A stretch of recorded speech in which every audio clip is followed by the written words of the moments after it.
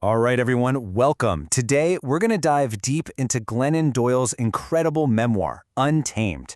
It's really a book all about learning to listen to that voice inside you, the one the world has tried so hard to silence. So let's just start with the core metaphor of the whole book. Doyle talks about how after years of feeling totally broken, even ending up at a mental hospital, she had this huge realization. She wasn't crazy, not at all. She was a wild animal that had been put in a cage by society's expectations. It wasn't that she was flawed, it was that she was a Cheeto trying to live like she belonged in a zoo.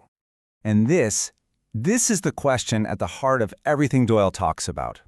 She's asking us to peel back all those layers of conditioning. I mean, think about it for a second.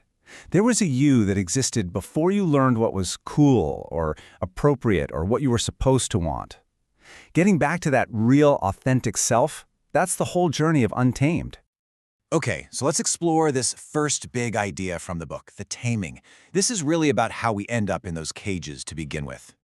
Doyle actually points to age 10 as this really critical turning point.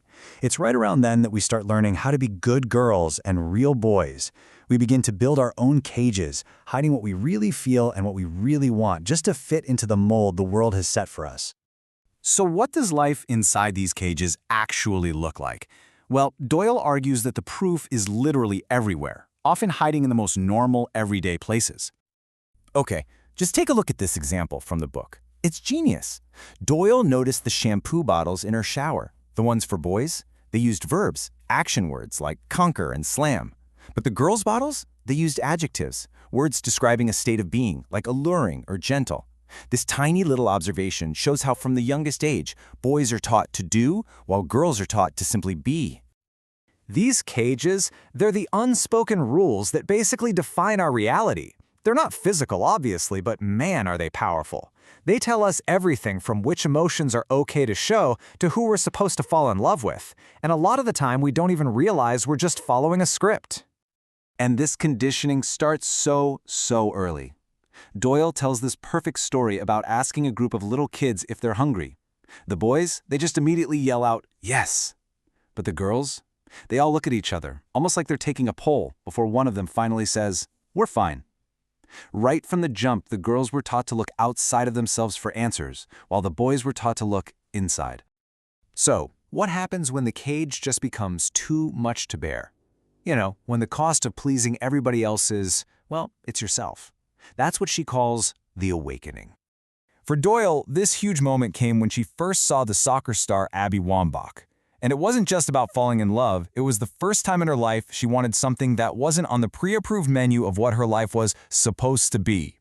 It was the very first decision she made as a truly free woman.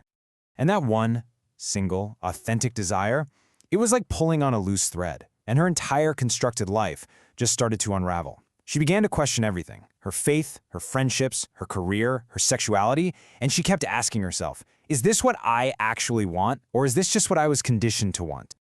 But here's the great thing. Doyle doesn't just describe the problem, she offers a way out. She lays out 3 specific keys to unlock these cages and to start living a truly untamed life.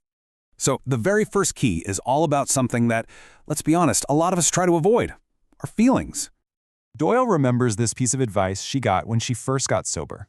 Pain is not a hot potato. You don't have to drop it. And that's really what this first key is about. Being a full human isn't about chasing happiness 24/7. It's about having the guts to feel it all. The pain, the anger, the joy.